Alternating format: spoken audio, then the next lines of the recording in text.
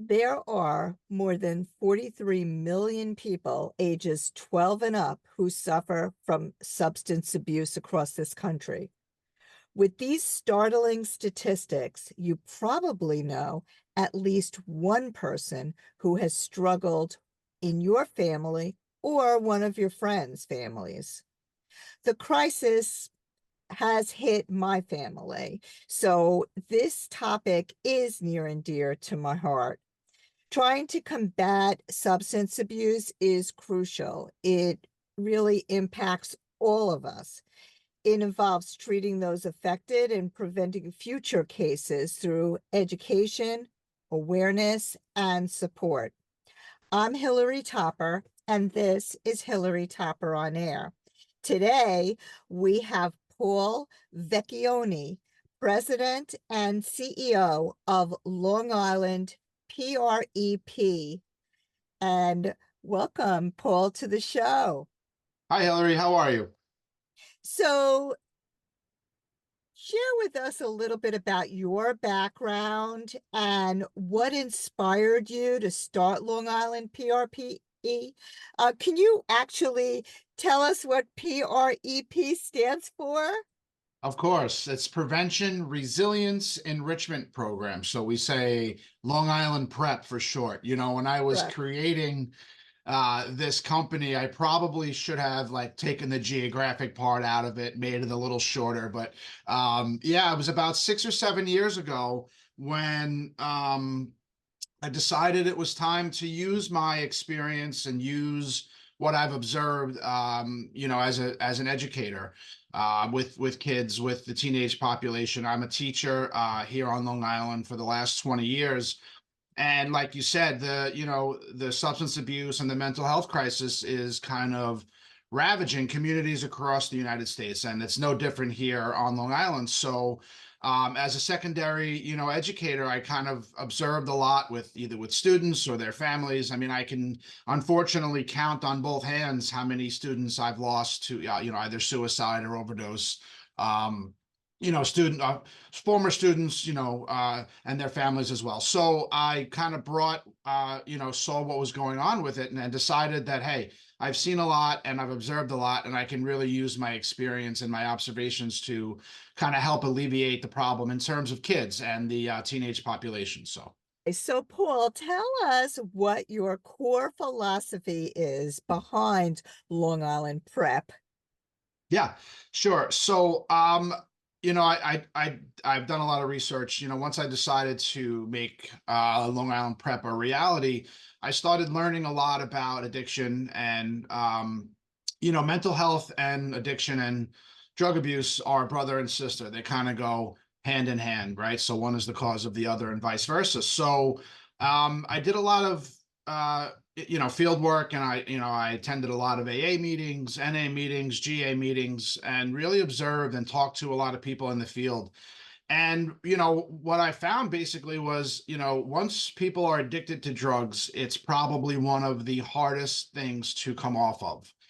Once people kind of fall victim to addiction, treatment is certainly effective and possible, but I found the best way to address these issues was to never come to a point where people are addicted. Maybe we get them beforehand for prevention. We send them down the right road first. And to do that, you have to start with young kids. You have to start at kindergarten, and you have to, follow this idea of prevention all the way through, especially through their early teen years when a lot of addiction and substance abuse take shape. Yeah, that's great. Yeah, it seems like once they hit middle school, it's just Yeah, could middle could school. go downhill from there, Yeah, right? middle school is that sweet spot, I think. The end of seventh, eighth grade. That's when it's really Mhm. super important because listen, all kids are going to experiment. All kids are going to kind of see what's out there, and I think teenagers engage in risky behaviors anyway. But what we want to do is make sure there's education, intervention, prevention, and awareness for the kids and for parents and for educators, so that I think for us, our whole thing is knowledge is power. When we know what's out there, we know how to identify it and kind of nip it in the bud before it gets down to where we don't want it to be, basically. Yeah. Well, before we get into, some specifics about PrEP, talk to me a little bit about what is happening. Is it like that these kids or young adults or 20 somethingers are using prescription drugs and getting addicted to them? Or is it illegal drugs? Or is it a combination of both? Yeah, so listen, drugs and alcohol have been around for millennia. There's always been, I mean, you can go back to ancient times with alcohol and certain drugs. So it's like, well, now why in the 21st century are we really experiencing this kind of crisis? And like I said before, it goes back to the mental health. The emotional state of a lot of our kids is worse off today, I think, than it's ever been.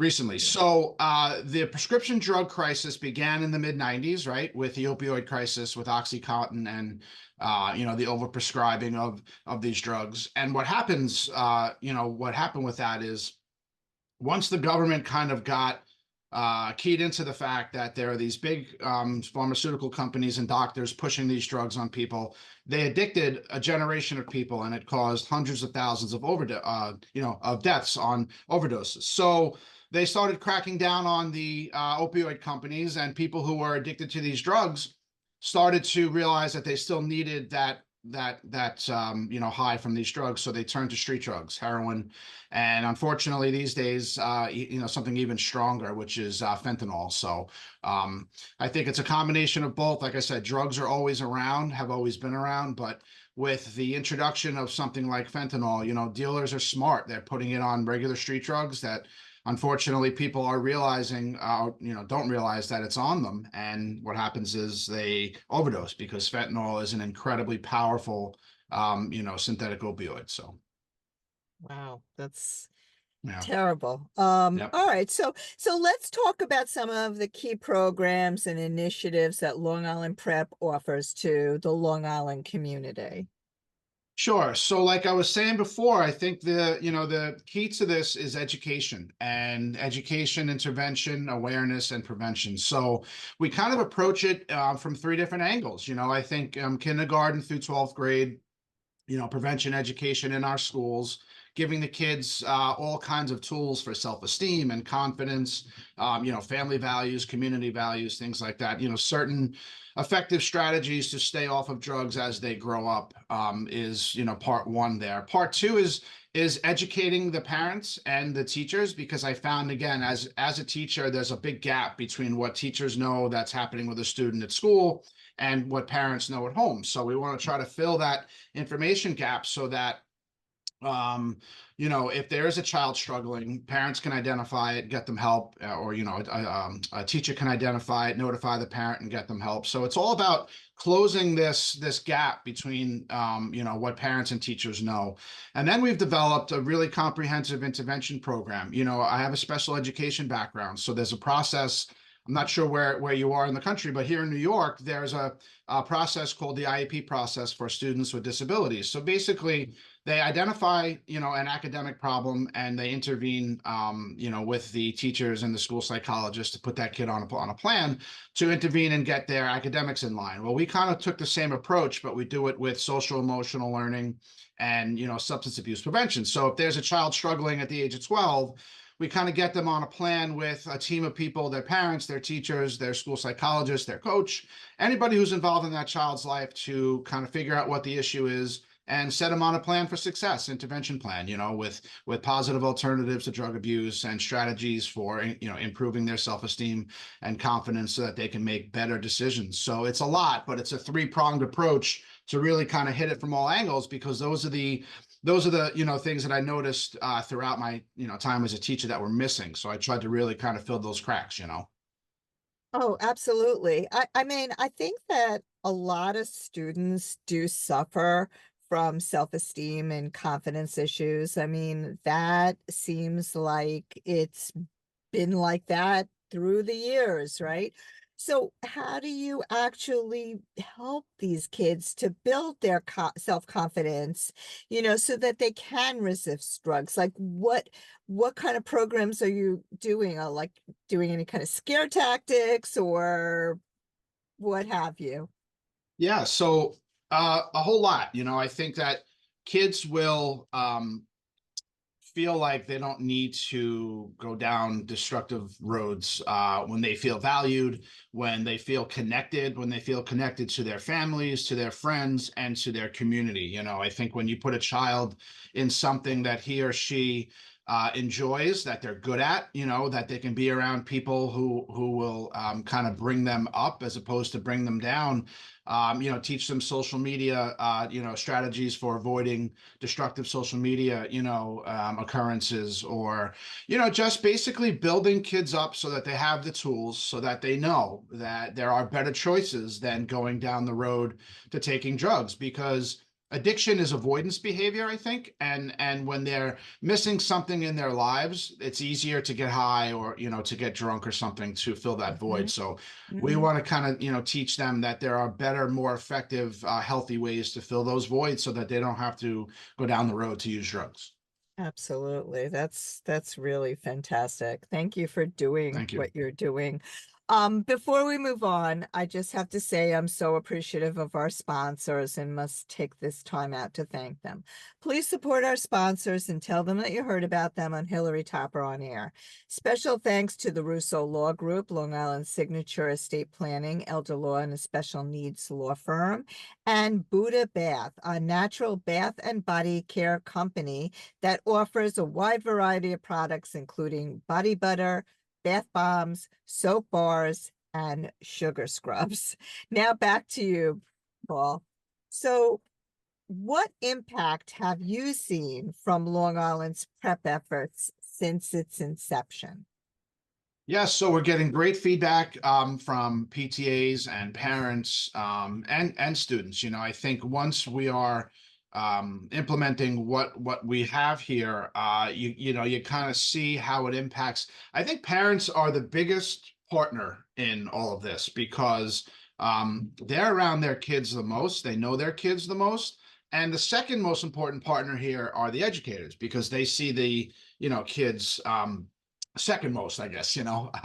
So when you see what the professional development that we're providing for the teachers, or the community awareness seminars and workshops that we're providing for the parents, parents really appreciate that we're in the trenches with kids and we know the issues. So when they understand what's happening and they have the information, it's like their whole world has lit up to these things. I mean, rather than burying their heads in the sand, when they're actively involved, and when we can give them the information they need to be actively involved, it really does make a difference. So we're getting great feedback from that.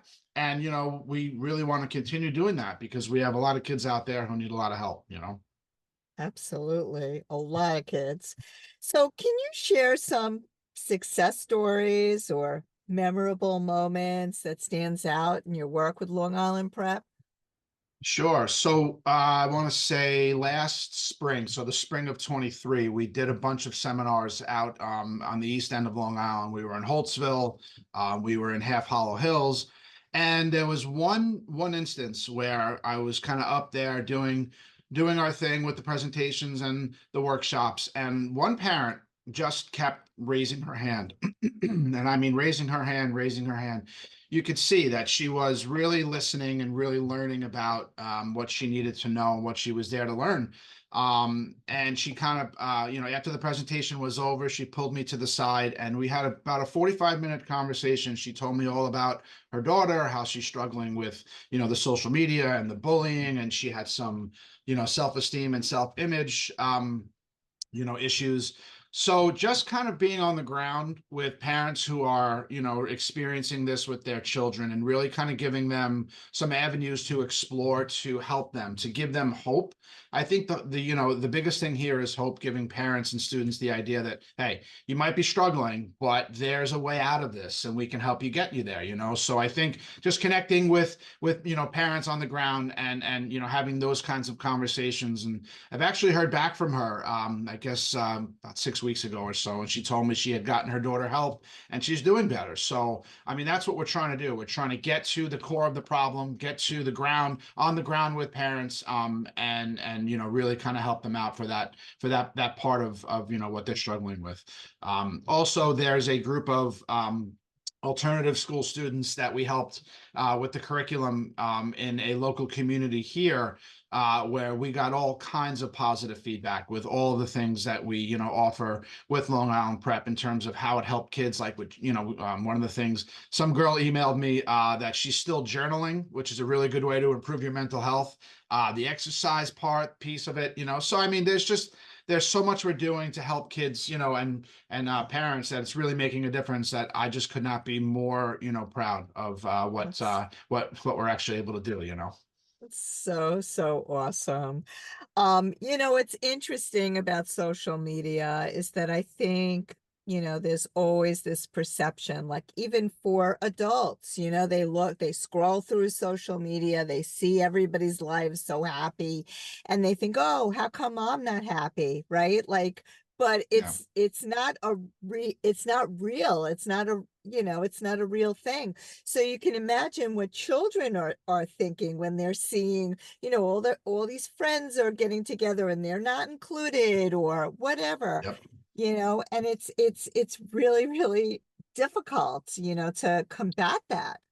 Yeah, and for all of the advantages that we were fortunate to kind of have with, the internet and social media and things like that, there's that whole other side, I think. When we were kids growing up, it was, we're outside and the street lights, told us it was time to go home, and there was, Right. FaceTime, and communication, and FaceTime was in person. I think social media has changed that for kids.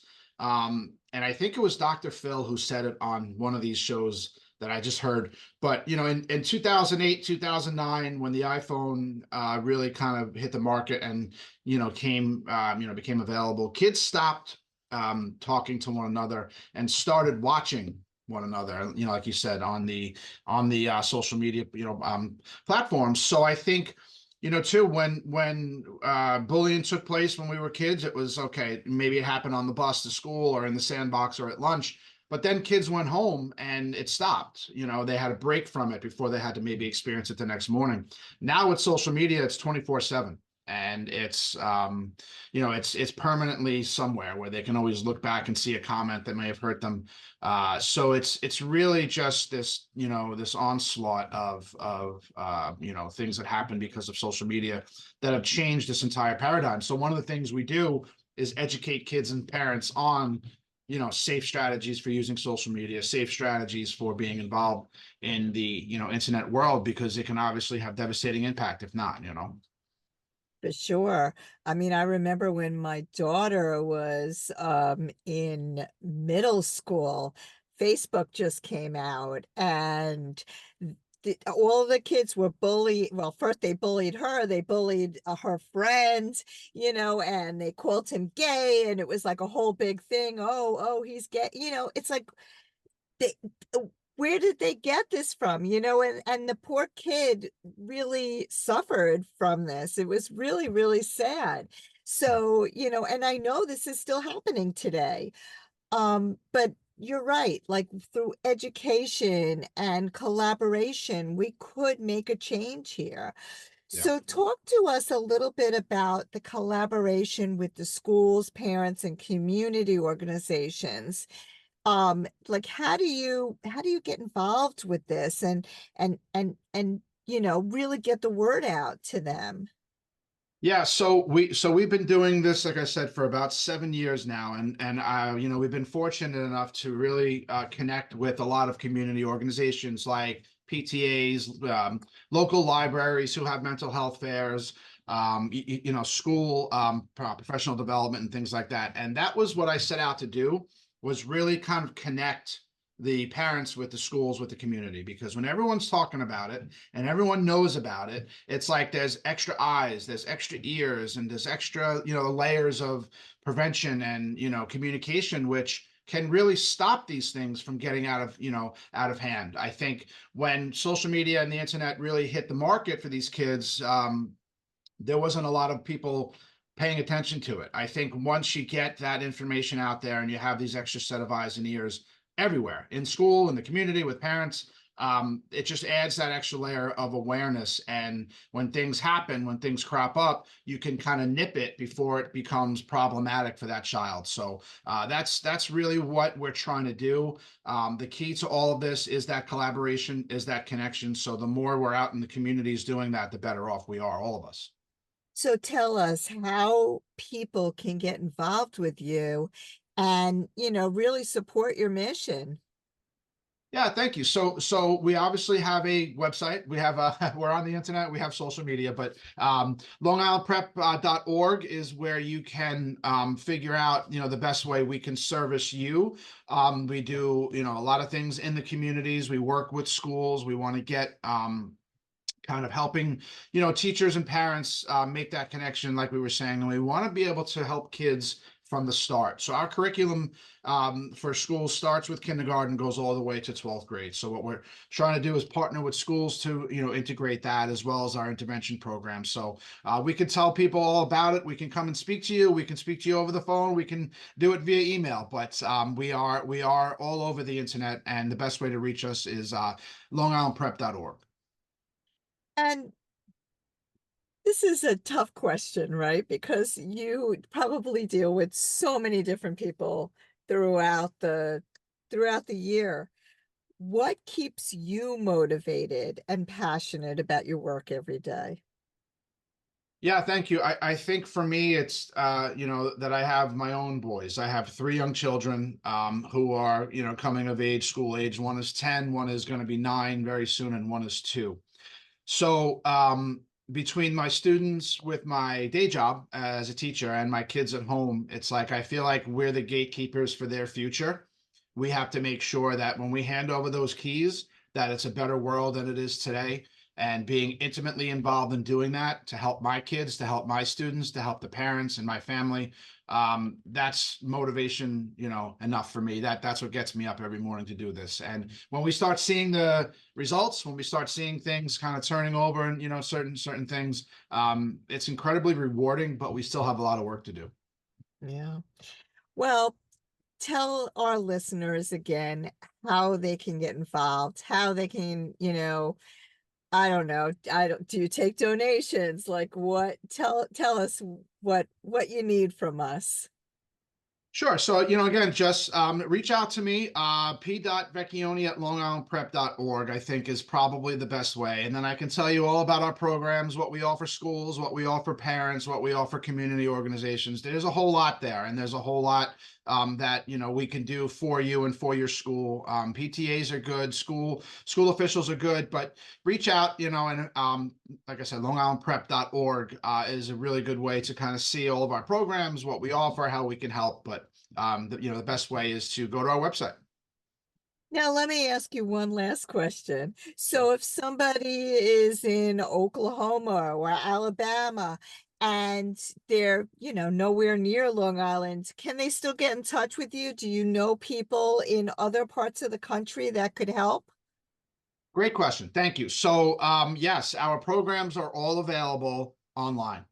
We have virtual, courses, virtual workshops. We have the curriculum, and the intervention program is run through an interactive software as a service portal.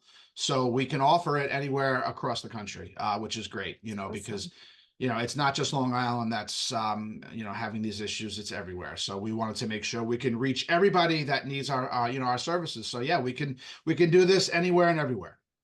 Well, this is fantastic. Thank you. Thank you Yeah, for very. doing what you're doing. And everybody, come on, let's get together as a community and get involved with Long Island Prep. Thank you again for being on the show. I also want to thank our sponsors once more, the Russo Law Group, PC, Long Island Signature Estate Planning, Elder Law, and Special Needs Law Firm. For additional information, go to vjrussolaw.com, and Buddha Bath, a natural bath and body care company. For more information, visit buddhabath.net. And last but not least, I want to thank you, our listeners, for tuning in. I will have information on the blog site and where you listen to your podcasts on this show, so you can reach out to Paul directly. And again, the information is hillarytopper.com, or you can find us on Spotify, iTunes, Google Play, Apple Podcasts, you name it. We're out there. We're even on Amazon Alexa. Have a great week, and we'll see you next time.